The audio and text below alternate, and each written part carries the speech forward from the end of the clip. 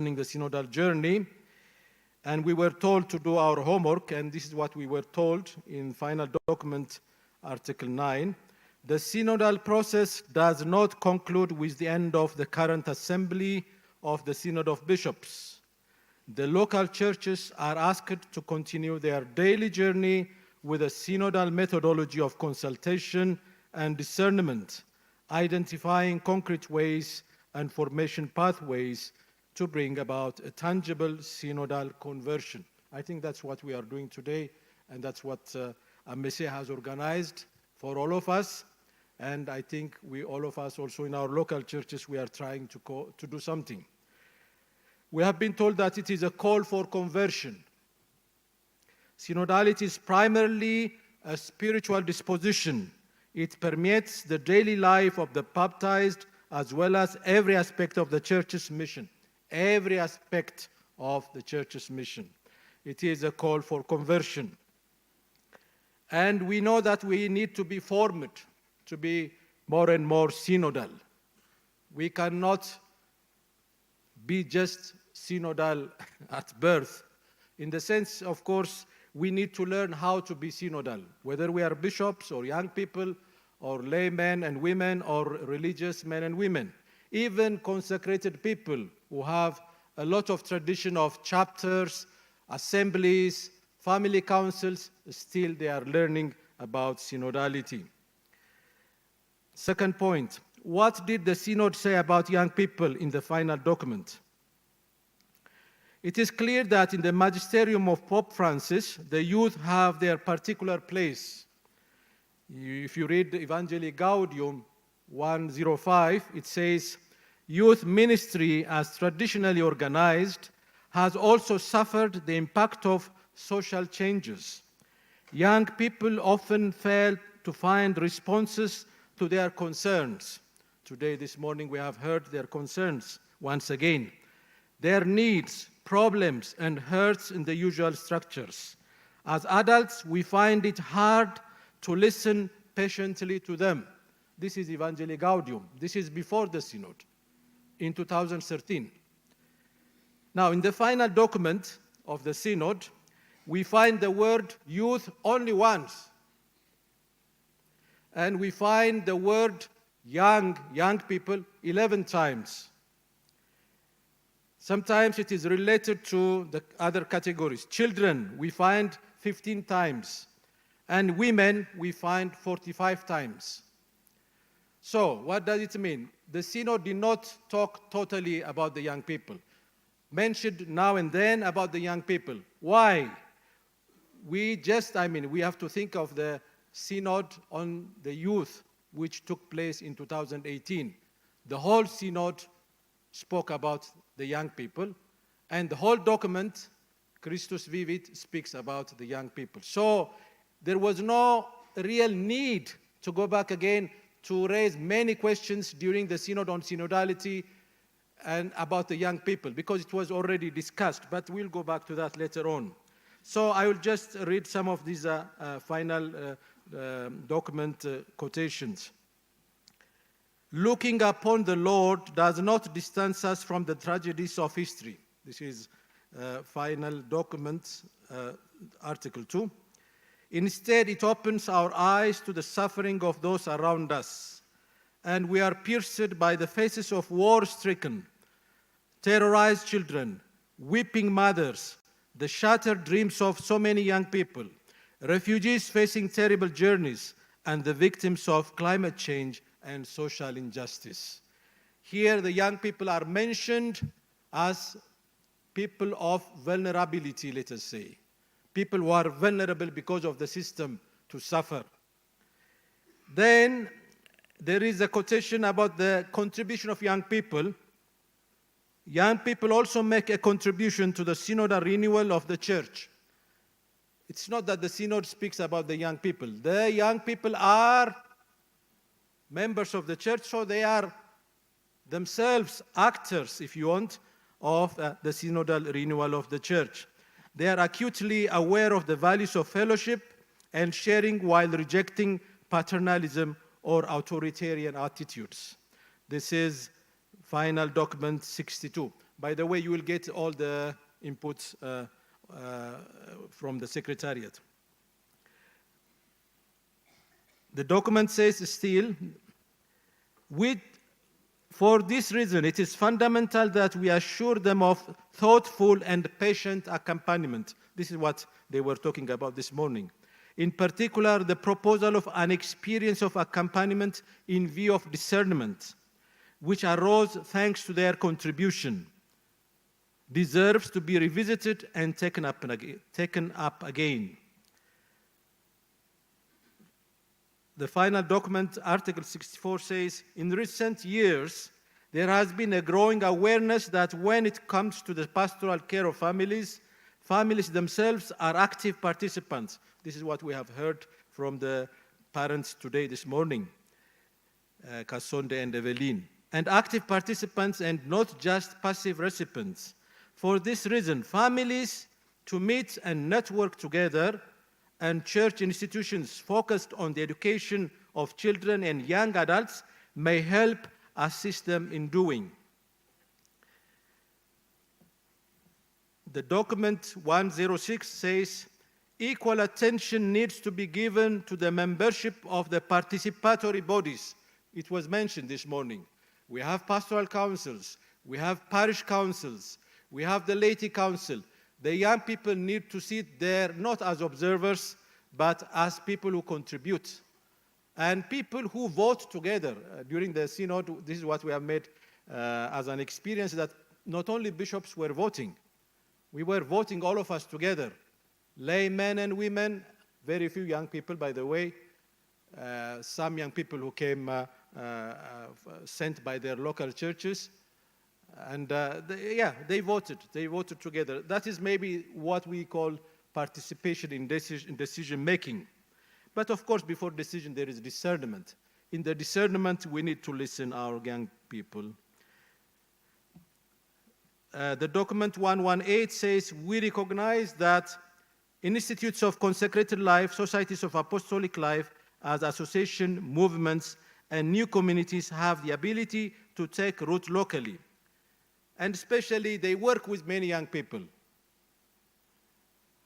Are they all prepared to work with young people, these consecrated men and women, these movement leaders? Sometimes maybe not, but normally they are called. I mean, imagine our schools. How many young people pass through our schools?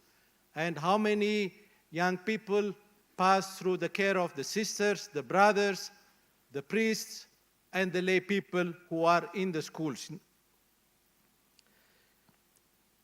Another quotation, the encounter often brings together people of different generations, from the youngest to the oldest. We have to work. Now, there was a complaint in a country, I will not mention the country, but the men were complaining that there was a lot of attention to women within the church. I mean, they make the majority of the community, and there was a lot of talk, to the point the bishop in that meeting, I was visiting the country, the bishop said, the men are asking to make associations because they are a bit left out. Now, the more we are also attentive to the young people, we must not forget the elders. So this document speaks about this intergenerational journey together. But this has been said already in the Synod of 2018. Now, this is the third point. There is a section in the Apostolic Exhortation of Pope Francis, Christus Vivit. There is a section which speaks about pastoral care. And it clearly tells us what we are supposed to do. And it has been said already this morning. I just read some of it. A pastoral care that is synodal. That is the title of that section. The Pope says clearly, I want to state clearly that young people themselves are agents of youth ministry. We heard this morning. I remember when I was in Khartoum, we were told that there was a good group of young people from the Nuer tribe.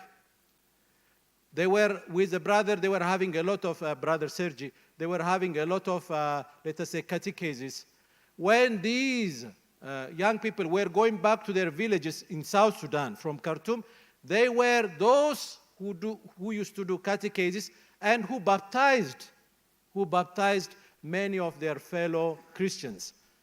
The priest, later on the bishop, that was the Bishop Vincent, went and gave confirmation to thousands and thousands of people, young people.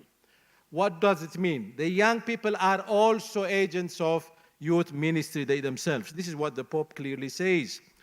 At the same time, we should take into greater consideration those practices that have shown their value, the methods, language, and aims that have proved truly effective in bringing young people. We need to know how to talk to young people. Now, we must not, let us say, pretend to be young. We have our own age, we have our own maybe responsibility, but, but we have to speak their language. We have to listen to them. We have to spend time together, as it was mentioned this morning, together. Waste time, if you want, waste time together with them. The Pope says, youth ministry has to be synodal. It should involve a journey together that values the charisms that the Spirit bestows in accordance with the vocation and role of each of the church members. The Holy Spirit is at work in the life of our young people. So we need to recognize that, and that's what we do already. We can do more, but I think we have to give credit to many of the initiatives at the service of our young brothers and sisters. The Pope, just the last quotation from Christus Vivit, this is from 203 to 208, you will get it in the document. In the Synod, many concrete proposals emerged for renewing youth ministry and freeing it from approaches that are no longer effective because they are incapable of entering into dialogue with contemporary youth culture.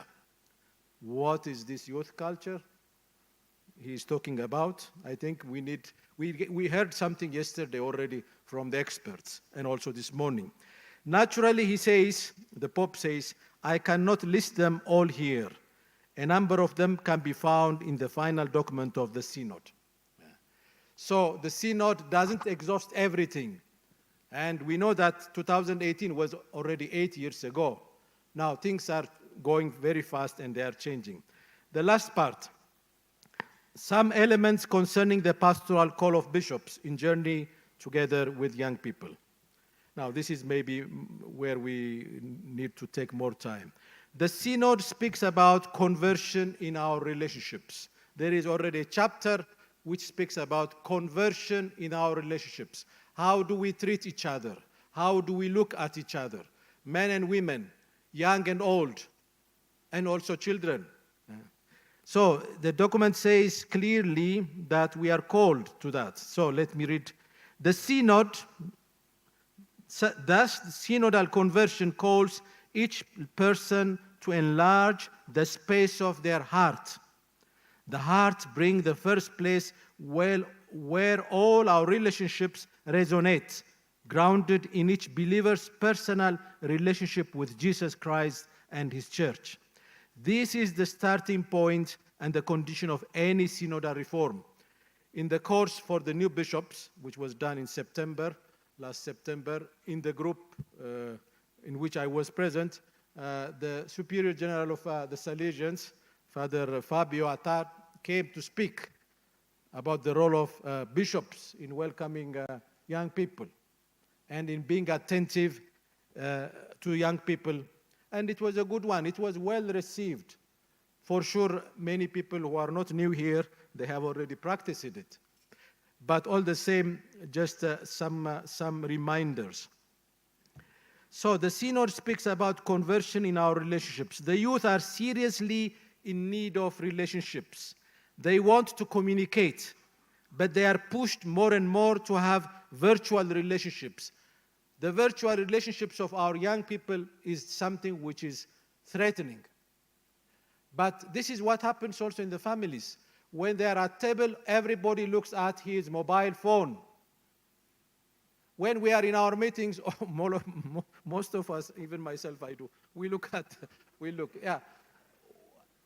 I mean, if they have time, this morning we were told that the parents go early in the morning and they come late. They don't have that time of having meal together. If they don't have that, then what can we expect? So there is a need of conversion in our relationships.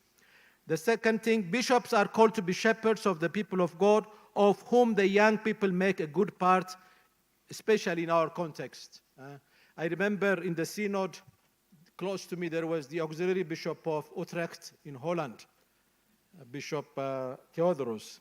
He was saying, yes, you are good, yeah, you are okay, you have many young people. So you can think of having councils. I have 20 elderly people coming to a parish. How can I make a parish council with 20 people more than 70 years old? So, of course, the contexts are different. But generally speaking, in our context especially, the young people make, I don't know, 50%, 60% of our church communities. So, in the mission of God, Missio Dei, because they are not ours. The church is not ours. The young people belong to God. They are gifts coming from God. So it is a respect for God when we involve them more and more, of course. So always the bishop cannot be present everywhere, so the bishop needs to check if in all the councils, in all organizational bodies, we have them, we have the young people. The bishop needs to have or serve with a group of pastoral agents experienced in different areas of apostolate among the youth. Do we have psychologists? Do we have economists? Do we have politicians in our pastoral agents group? The bishop cannot do anything, but at least the bishop can supervise. This is the word which the bishop used this morning. Supervise if there are these gifts in our communities so that we may help our young people. So the office, they spoke of the office, no, to have youth office. Elevated to a commission. Why not? But the issue is that do we have the personnel prepared mentally and with a lot of love in their heart to work with young people? As pastors, we are called to be people of deep hope who help the community go beyond the challenges of every day. When they hear the bishop, they need to be inspired. They need to be inspired that there is hope. There is a possibility of change. Change is coming, as the song says, no? There is something coming, and it is already there. It is already there. Many young people undergo many negative experiences of life which affect their present and future. They share many stories of abuse when we encounter them deeply. Emotional, spiritual, political, relational, instrumentalization, and abuse. That's what we heard this morning. Do we have prepared people? Is it enough to preach? And is it enough just to maybe confess and tell the people, do your penance, say this, and that's the end of it? And our young people come with their drama, trauma, and we are not prepared to address their questions. Can we do it, all of us? Can we do it alone? No. Father was talking about networking. Networking, even beyond the church and outside the church. The youth demand that our communities and our mother church and her servants grow in being credible witnesses. This is very important for us. The young people don't expect that we are perfect, but they expect that we are credible, that we say sorry when we make mistakes. And we have a lot to say sorry about, but we have many good things to appreciate and to bless God for this. The youth expect that we are humble witnesses who try to proclaim the gospel of our Lord Jesus Christ. When we are arrogant, we cannot deal with the young people because they can react. But if we walk humbly together with them and also correcting them with humility and with charity, then we can gain them. Now, Christus Vivit 67 says this: Anyone called to be a parent, pastor, or guide to young people must have the farsightedness to appreciate the little flame that continues to burn, the fragile reed that is shaken but not broken, the ability to discern pathways where others only see walls. Creativity, pastoral creativity to address the questions of the young people. Can we answer all the questions? No. Especially, can we answer all the questions related to employment, economy? We know that we cannot answer all the questions. If we answer some of them, we are already lucky. But we can do. The father was talking about lobbying, advocacy, being voice for them when there are decisions to be made at the level of the government, at the level of the continent, at the universal level, to speak about the young people. Because those decision-making bodies must listen the voice of the young people. It's not because they don't talk. They talk, thank God. They can talk themselves. But we have this pastoral care of talking in their name. I'm just finishing. How do we make them participate in the life of the church? As protagonists or as they said before, implementers of decisions already done, already made. The local ordinary who knows the gifts, talents, expertise, and vocation of the various pastoral agents in the diocese is supposed to be the unifying figure. You see, from the little experience I have, there are many movements, many congregations working among the youth. Now, sometimes each one goes his own way. The Salesians go their own way. The Charismatics go their own way. I don't know, St. John Brothers they go their own way. Each one with the impact of their spirituality. Okay. The pastor, the bishop is called to make these people meet and make them work for the same young people together. And also congregations who have many responsibilities with the young people, they need to talk to each other. We have the Focolari movement of young people, we have the Charismatics, we have the Neocatechumenals. Each community takes them. We are happy that they are inside movements, that they are inside the apostolate of some congregations. But we need, as supervisors, maybe to call all these bodies to sit down and work together, because they fish in the same sea, and they also walk together with the same group of young people. So just by way of quotation also about the digital, we heard a lot. I just want to read this from Magnifica Humanitas. Where is it now? Let me see. 238. Pope Leo says this: we must learn then how to exercise restraint in the use of artificial intelligence and to protect our young people from the promise of the perfect machine. This is beautiful. We must learn then how to exercise restraint in the use of artificial intelligence and to protect our young people, from the promise of the perfect machine, from that subtle temptation which renders human thought seemingly superfluous precisely when it is most needed. How to accompany our young people in the use of artificial intelligence and information technology and all the other related issues. I think there are some indications maybe we need to come up with some guidelines. As shepherds of the people of God, we are called to ensure that the formation of our seminarians and candidates for consecrated life is well done and in a synodal manner. You see, the young man, when he becomes a priest and he goes to a parish, he becomes a dictator. And he doesn't involve the young people. He himself is a young man. How does it happen? Okay? I think we need to work a lot in our formation, and the Synod spoke clearly about it in 143. The Synod says this: one of the requests that emerged most strongly and across all contexts during the synodal process is that the formation provided by the Christian community be integral, ongoing, and shared. There was also a marked insistence throughout the synodal process upon the need for a common and shared formation in which men and women, laity, consecrated persons, ordained ministers, and candidates for ordained ministry participate together, thus enabling them to grow together in knowledge and mutual esteem and in the ability to collaborate. Now, you know that as a Messiah, we met, was it in October, last October in Addis Ababa?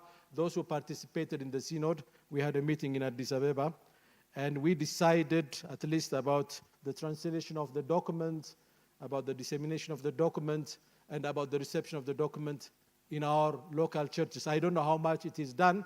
I think we can evaluate if the document is already translated in Chinyanja, Chichewa, or I don't know, Bemba, that is in Zambia and Malawi, but also in Amharic, Tigrinya, or Kambata, Wolaita. I mean, we have to see about the translation. Now, we are being told that there is some journey to be made in 2027, 2028.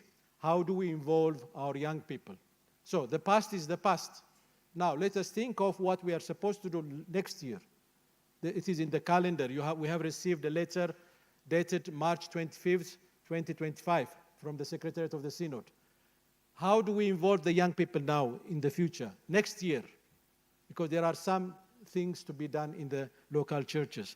There is a group of scholars helping us, Synodality Observatory for Africa. They are coming up with a lot of reflection. I guess many of you are aware of this. Father Paul Beret, the Jesuit, who is there in Rome, he's the president. He's sending, I think they had a meeting in Nairobi some time ago. So maybe we don't have time to think. We are busy, as they said. We don't have time to think. Maybe these people, they think and they come up with some indications. So maybe we take it. I am told that in August, the first week of August, in Addis Ababa, SECAM has organized the meeting of the Continental Body on Synodality. They are coming there, so maybe we will have. So these are all incentives so that we may be engaged and so that we may engage young people. I close with this quotation from Christus Vivit, 202. Youth ministry, as traditionally carried out, has been significantly affected by social and cultural changes. Young people frequently fail to find in our usual programs a response to their concerns, their needs, their problems and issues. The proliferation and growth of groups and movements predominantly associated with young can be considered the work of the Holy Spirit, who constantly shows new paths. Even so, there is a need to look at the way such groups participate in the church's overall pastoral care, as well as a need for a greater communion among them.